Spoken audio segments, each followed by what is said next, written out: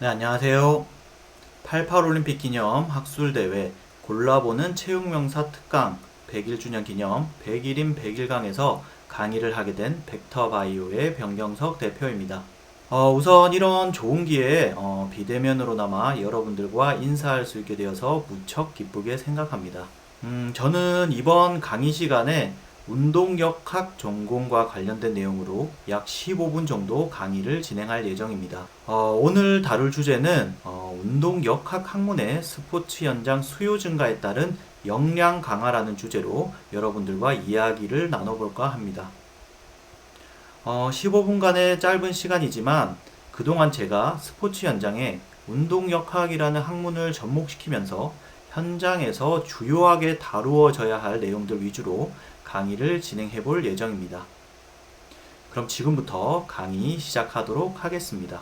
네, 이번 강의 시간에는 다음과 같은 순서로 진행을 해보겠습니다.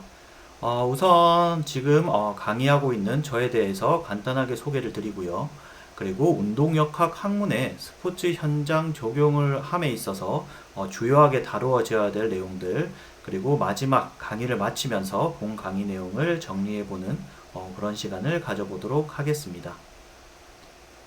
네, 그럼 제 소개 간단하게 하고 본 강의로 넘어가도록 하겠습니다. 저는 현재 운동역학을 기반으로 한 벡터바이오라는 회사를 운영하고 있고요. 그리고 스포츠과학 운동역학을 전공으로 체육학 박사학위를 수여받았습니다. 그리고 현재는 경북대학교, 동국대학교 외 다수의 학교에서 운동역학을 가르치고 있고요. 그리고 제가 벡터바이오라는 회사를 창업하기 전에 한국스포츠정책과학원 진천선수촌에서 국가대표 선수들을 대상으로 스포츠과학을 지원해주는 기술분석연구원으로 근무를 했었습니다.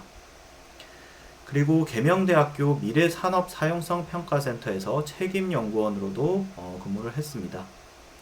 제 소개는 이렇게 간단하게 마치도록 하고요. 본격적으로 강의를 시작해 보도록 하겠습니다.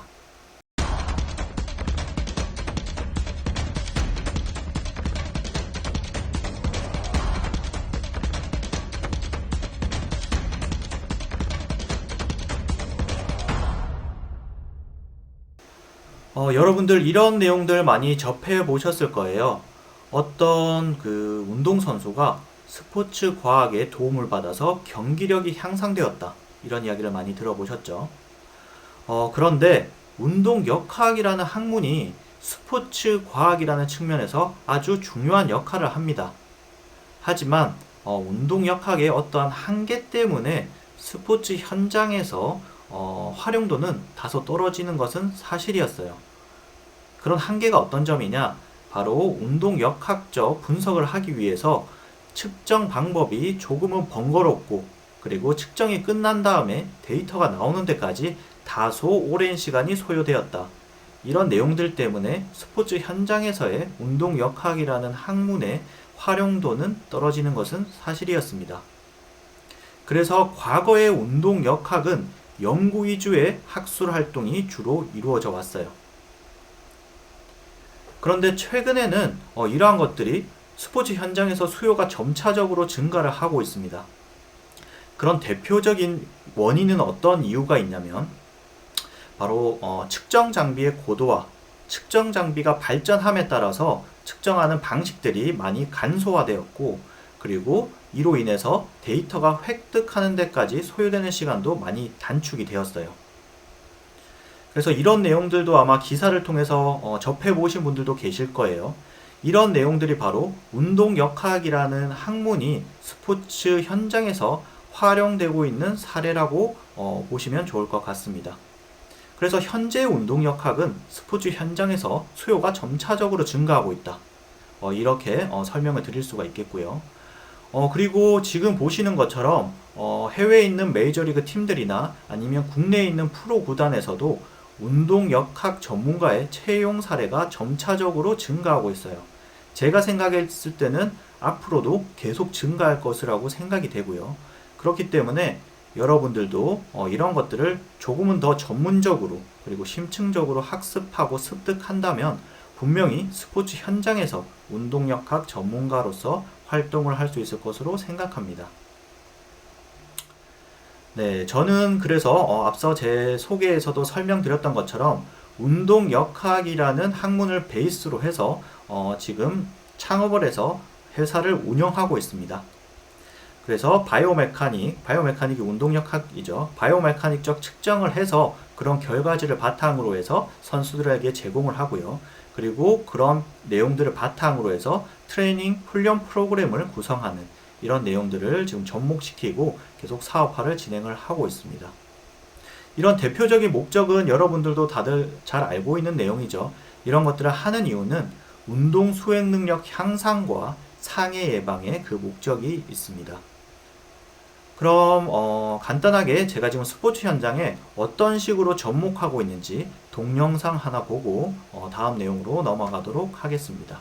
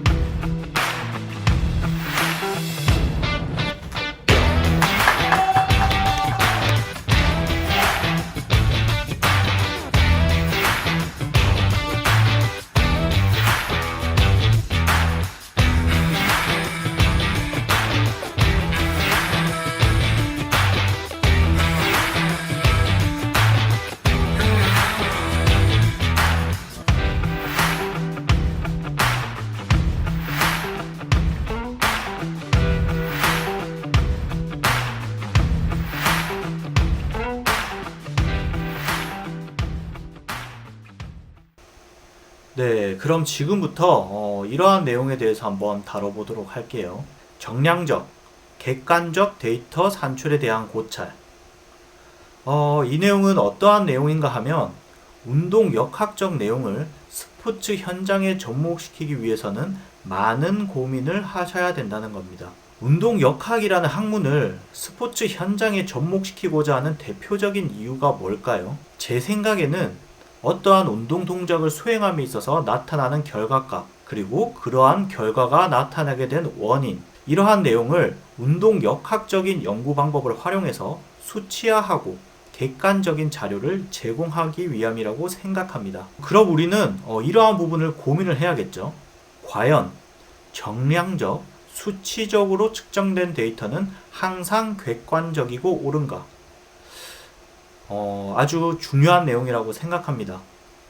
운동 역학적 측정 프로토콜, 해석 방법 등을 올바르게 사용해야 된다는 내용이에요. 우리가 데이터를 산출하고 그 내용을 바탕으로 스포츠 현장에 수치화된 데이터를 제공하는데 만약 측정이 잘못되었다면 이런 고민을 한번 해볼까요? 그렇다면 현장에서는 그 내용을 바탕으로 잘못된 트레이닝이 적용될 수가 있습니다. 그렇기 때문에 우리는 측정을 하고 해석을 할 때 아주 신중하게 그리고 정확하게 측정하고 해석하여 피드백을 해야 한다는 겁니다. 어떤 내용인지 이해가 되시죠? 그리고 이러한 것도 고민을 한번 해봐야겠네요. 측정한 결과값을 단순하게 그 결과값에 대해서 크다 또는 작다라고 피드백하면 되는가? 운동 역학적 변인을 산출하고 경기력 향상에 도움이 되는 자료를 제공해야 되는데 단순하게 이 값은 크다 또는 작다 이렇게 피드백을 하면 안 된다는 겁니다. 그 이유가 바로 뭐냐? 선수 개개인의 특성을 고려해야 된다. 이 내용을 반드시 기억을 해두시면 좋을 것 같습니다. 만약에 그러한 선수 개인의 특성을 고려하지 않고 1차원적인 해석을 해서 피드백을 하면 정말 잘못된 피드백이 나오겠죠. 한 가지 예를 한번 들어볼게요. 메이저리그 야구 선수 중에서 커쇼라는 선수 아시죠? 워낙 유명한 선수입니다. 만약에 제가 이 선수에 대한 바이오메카닉 분석 결과지가 있다고 가정합시다. 그런데 이 결과지를 바탕으로 우리나라 선수와 단순하게 비교해서 커쇼처럼 이렇게 하면 너도 경기력이 향상될 거야. 이렇게 피드백을 하면 될까요? 안 될까요? 물론 어느 정도는 도움이 될 가능성도 있습니다. 하지만 커쇼 선수와 우리나라 선수는 체격 조건, 근육 형태 등 다양한 개인의 특성이 너무나도 다릅니다. 그렇기 때문에 그 선수의 특성을 고려하지 않고 피드백을 하면 안 된다는 내용이에요. 그래서 반드시 선수 개인의 특성을 고려해서 최적화된 피드백을 할 수 있도록 노력해야 된다는 겁니다. 물론 너무나 어려운 내용이에요. 하지만 어렵다고 해서 간과해서는 안 되는 아주 중요한 내용입니다. 그리고 마지막 내용이 아주 중요한 내용이겠네요. 스포츠 현장과 연결될 수 있는 의미 있는 운동역학적 데이터 산출과 피드백에 대해서 반드시 고민하고 수행해야 됩니다. 간혹 이러한 경우들이 있어요. 현장에서는 전혀 받아들이기 힘든 데이터 결과지예요. 근데 스포츠 과학자가 스스로 판단해서 결과지를 몇십 장씩 작성해서 제공합니다. 스포츠 현장에서는 전혀 와닿지 않는 내용들이에요. 그런 내용들이. 그렇다면 이런 것들을 어떻게 해야 되냐? 이러한 오류를 방지하기 위해서는 스포츠 현장과 스포츠 과학자의 소통이 아주 중요합니다. 이러한 내용에 대해서는 제가 잠시 후에 다시 한번 더 다뤄보기로 하죠. 그리고 그 다음 내용을 한번 살펴볼게요. 우리는 운동역학적 연구 방법을 활용해서 스포츠 현장에 접목시키기 위해서는 올바르게 측정하고 해석을 할 수 있어야 됩니다. 그러기 위해서 측정 방법과 해석 방법에 대해서 많은 공부와 고민을 하셔야 합니다. 운동역학에서 가장 대표적으로 활용하고 있는 연구 방법이 바로 3차원 동작 분석이죠. 물론 다른 연구 방법들도 아주 많이 있습니다. 그런데 과연 이러한 과정들을 올바르게 이해하고 수행하시나요? 아니면 단순하게 이쪽 클릭하고 아니면 저쪽 클릭하면 데이터가 나오네 이렇게 생각하고 그 측정을 수행하시나요? 그러면 이런 측정 방법에 대한 올바른 이해가 왜 중요한가? 이것도 한번 고민을 한번 해볼게요. 이런 것들을 명확하게 알고 있어야 데이터가 산출되었을 때 그 결과값이 올바른 결과값인지 잘못 측정된 결과값인지를 확인할 수 있는 능력이 생기는 겁니다. 그리고 잘못된 데이터라고 판단이 된다면 어떤 부분을 수정을 해야지 올바른 데이터를 획득할 수 있는지 알 수가 있게 되는 거예요. 이해가 되시나요? 그렇기 때문에 우리는 정말 객관적인 데이터를 산출하기 위해서는 측정 방법, 해석 방법에 대해서 아주 많은 고민을 하셔야 된다는 거예요. 네, 그럼 또 다른 예를 한 가지 들어볼게요. 우리는 3차원 동작 분석을 수행할 때 인체 모델링이라는 것을 위해서 반사 마커를 관절과 분절에 부착을 하게 되죠. 여기서도 올바른 이해가 아주 중요합니다. 과연 반사 마커를 이러이러한 곳에 부착하는 이유는 무엇인지 이것에 대한 고민이 반드시 필요하고요. 제가 그동안 봐왔던 내용들을 보면 대부분은 이런 것들을 이해하지 못한 채 그냥 부착하라고 하니까 부착하는 경우가 상당히 많이 있습니다. 하지만 반사 마커를 활용한 모델링, 이것에 대한 이해가 되어 있지 않다면 측정을 할 때 그 측정은 점점 복잡해지고 어려워지기 시작합니다. 예를 하나 들어볼게요. 이번 측정에서는 무릎, 발목 관절에 대한 데이터를 획득하고 싶다고 가정합시다. 그렇다면 이러한 데이터만 올바르게 산출될 수 있도록 반사 마커의 개수를 최소화하고 최적화하여 측정을 수행할 수 있어야 됩니다. 그런데 인체 모델링에 대한 이해가 되어 있지 않다면 어떻게 측정을 할까요? 풀바디, 즉 전신의 반사마커를 부착할 수밖에 없을 겁니다. 왜냐? 전신의 반사마커를 부착하지 않고 측정을 했더니 소프트웨어에서 에러 메시지가 발생하거든요. 한 번쯤 경험해 보셨나요?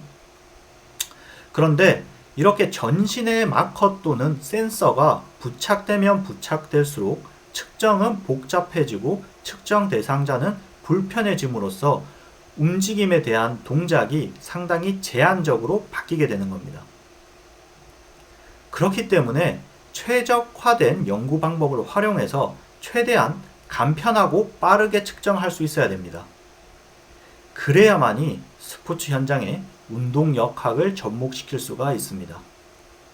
제가 생각했을 때는 그동안 이러한 것들이 많이 부족했기 때문에 스포츠 현장에서 운동 역학 적용에 대해서 한계가 있었다고 생각합니다. 그럼 지금부터는 측정, 분석, 해석의 차이에 대해서 한번 알아보도록 하겠습니다. 일단 야구 선수 동작을 대상으로 해서 한번 설명을 해 드릴게요. 우리가 흔히 동작 분석이라고 한다면 스포츠 현장에서 가장 많이 사용되고 있는 방법은 정성적 분석이에요. 바로 야구 선수의 동작을 눈으로 보고 분석하는 것, 이런 것들도 동작 분석의 하나의 종류입니다. 우리는 이것을 정성적 분석이라고 하죠. 여기서 조금 더 나아간다면 야구 선수의 동작을 세분화하여 분석하는 것이라고 이야기할 수가 있겠네요. 여기까지가 우리는 정성적 분석이다, 이렇게 설명을 드릴 수가 있습니다. 그 다음 단계에 나와 있는 설명부터는 이제 정량적 분석이라고 이야기를 할 수가 있겠는데요. 야구 선수의 동작을 세분화하고 전문 측정 장비를 활용하여 수치화하여 분석하는 것, 이 단계가 바로 정량적 분석의 시작 단계인데, 이 단계까지가 제가 생각했을 때는 측정과 분석 단계라고 생각을 합니다. 우리가 전문 측정 장비를 활용해서 수치화한다고 해서 과학적인 내용이 아니에요. 결론적으로는 어느 단계까지 가야지 이게 과학적인 내용이다, 스포츠 과학적인 내용이다 라고 이야기를 할 수 있냐? 바로 마지막 단계까지 가야 됩니다. 야구 선수의 동작을 세분화하고 전문 측정 장비를 활용하여 측정, 분석, 해석하고 운동 역학적으로 움직임을 이해해서 피드백해야 된다는 겁니다. 우리가 단순하게 결과값을 수치화해서 제공한다고 해서 이게 과학적인 내용이 아닌 거예요. 그 결과값을 해석해서 스포츠 현장에서 활용할 수 있도록 도와줘야 한다, 이런 내용입니다. 어떤 내용인지는 이해가 되시죠? 그래서 이런 것들도 상당히 중요한 내용이기 때문에 반드시 고려해야 되는 내용입니다. 그러면 운동 역학 학문에 스포츠 현장 적용을 함에 있어서 고려해야 될 사항을 한 3가지 정도로 정리를 한번 해봤어요. 첫 번째는 스포츠 현장의 선수, 지도자와의 소통 없이 이루어지는 스포츠 과학은 무의미하다. 이 부분은 제가 잠시 후에 다시 한번 더 다루도록 하겠습니다. 그리고 스포츠 과학자의 일방적인 데이터 피드백이 아닌 현장에서 요구하는 데이터를 확인하고 제공하자. 이것도 1번의 내용과 거의 일맥상통하는 내용이에요. 현장과의 소통을 한 다음에 어떠한 데이터를 산출할지 결정하고 피드백을 해줘야 된다는 이야기입니다. 그래서 우리는 분석 목적에 부합하는 변인을 올바르게 산출하고 이에 따른 의미를 쉽게 풀어 해석하고 설명할 수 있어야 됩니다. 우리가 흔히 스포츠 과학자 아니면 교육자라고 한다면 가장 중요한 역량 중에 하나가 저는 어려운 내용을 쉽게 설명할 수 있어야 된다는 내용이에요. 근데 간혹 그런 분들이 계세요. 일부러 현장에 나가서도, 이게 학술대회도 아님에도 불구하고 현장에 나가서 전문 용어를 너무 많이 사용하고 쓸데없는 영어를 너무 많이 활용하면서 설명하는 경우가 있어요. 그럴 경우에는 현장에서 받아들이기가 상당히 힘듭니다. 그렇다고 해서 스포츠 현장에 있는 분들이 그렇게 피드백을 하면 오, 저분 정말 똑똑하네, 오, 저분 정말 대단한 것 같아, 이렇게 절대 생각하지 않아요. 이거 별로 필요 없네, 이렇게 생각하고 끝나는 겁니다. 그렇기 때문에 그러한 데이터 결과지는 스포츠 현장에서 원활하게 활용할 수 있도록 쉽게 풀어서 설명하는 능력이 아주 중요한 내용입니다. 그럼 지금부터는 제가 스포츠 과학을 현장에 적용할 때 가장 중요하게 생각하는 내용을 한번 설명을 드릴게요. 바로 스포츠 과학자, 지도자, 선수 간의 소통이 가장 중요하다는 내용입니다. 보통 이런 식으로 많이 진행이 돼요. 스포츠 과학자가 지도자한테 이렇게 설명을 하죠. 스포츠 과학적 분석은 경기력 향상에 도움을 주니 한번 측정을 받아보세요. 그럼 지도자는 어떻게 생각을 하냐? 아, 그렇습니까? 그러면 선수를 부릅니다. 누구누구 선수야? 오늘 가서 측정하고 와. 이렇게 이야기를 해요. 그럼 선수는 어떻게 하냐? 네, 코치님. 이렇게 대답을 해요. 하지만 이 선수의 본 마음은 이렇습니다. 아, 귀찮은데? 그냥 쉬고 싶은데? 이런 마음이 대부분이에요. 정말 현장에서는 그렇습니다. 그리고 측정이 끝난 다음에는 또 이런 식의 소통이 이루어져요. 지도자분이 스포츠 과학자에게 이야기를 합니다. 측정했으니 경기력 향상 방법을 제시해 주세요. 어떻게 보면 답안을 제시해 주세요. 이렇게 이야기를 한 거죠. 그럼 스포츠 과학자는 또 이렇게 대답을 해요. 네, 정량적으로 측정한 자료를 바탕으로 설명을 드리면 이렇게 하고 저렇게 하면 무조건 경기력이 향상됩니다. 어떻게 보면 이런 것들은 바로 제가 스포츠 현장에서 많이 강조하고 있는 오버 피드백이에요. 우리는 제가 다음 슬라이드에서 한 번 더 설명을 드리겠지만 이렇게 측정한 거는 정답을 알려드리기 위해서 측정하는 게 절대 아닙니다. 이 부분은 제가 다음 슬라이드에서 다시 한 번 더 설명을 드릴게요. 그리고 선수는 최종적으로 어떻게 생각을 하냐? 처음부터 끝까지 똑같습니다. 그냥 쉬고 싶다. 이 마음이 제일 커요. 그럼 이 부분이 과연 왜 이러한 문제가 발생을 했냐? 고민을 해봐야겠죠. 바로 측정하기 전에 선수, 지도자, 스포츠 과학자 간의 소통이 없었기 때문이에요. 지도자에게만 설명을 해서도 안 됩니다. 선수한테도 설명을 해야 돼요. 이러이러한 측정은 너에게 이러이러한 도움을 줄 거고, 그렇기 때문에 측정할 때 최선을 다해줘야지 우리는 최적화된 결과를 얻을 수가 있다. 이런 부분을 충분히 설명하고 선수에게 필요성을 강조를 해야 됩니다. 그리고 나서 선수와 지도자분들께서 필요성을 느꼈을 때 바로 비로소 아주 최적화된 측정과 결과값을 획득할 수가 있는 겁니다. 아주 중요한 내용입니다. 그래서 제가 이전에 한번 설명드렸던 것처럼 스포츠 현장의 스포츠 과학의 접목, 운동 역학도 마찬가지예요. 이런 것들은 정답을 제시하는 게 아니라 경기력 향상, 상해 예방을 위해서 선수, 지도자, 스포츠 과학자 간의 커뮤니케이션 도구, 소통 도구로서 활용이 되는 거예요. 우리는 정답을 제공한다고 생각하면 안 됩니다. 정답을 제공을 할 수 있다고 한다면 모든 선수들이 경기력이 향상이 높겠죠. 향상이 잘 되겠죠. 그리고 모든 선수가 최고의 퍼포먼스를 발휘를 할 겁니다. 근데 우리는 이러한 데이터들을 경기력 향상, 상해 예방을 위해서 선수, 지도자, 스포츠 과학자 간의 커뮤니케이션 도구로서 아주 잘 활용을 해야 된다. 이런 것들을 강조를 드리고 싶습니다. 네, 일단 오늘 이렇게 15분 조금 지났을 수도 있겠네요. 15분 정도의 강의 시간이라서 제가 그동안 느꼈었던 스포츠 현장에서 운동 역학이라는 학문을 접목시킬 때 느꼈었던 내용들을 간단하게 설명을 드렸는데요. 어느 정도 도움이 되셨는지는 잘 모르겠습니다. 네, 그럼 강의를 마치면서 한 가지 정보만 제공을 해 드릴게요.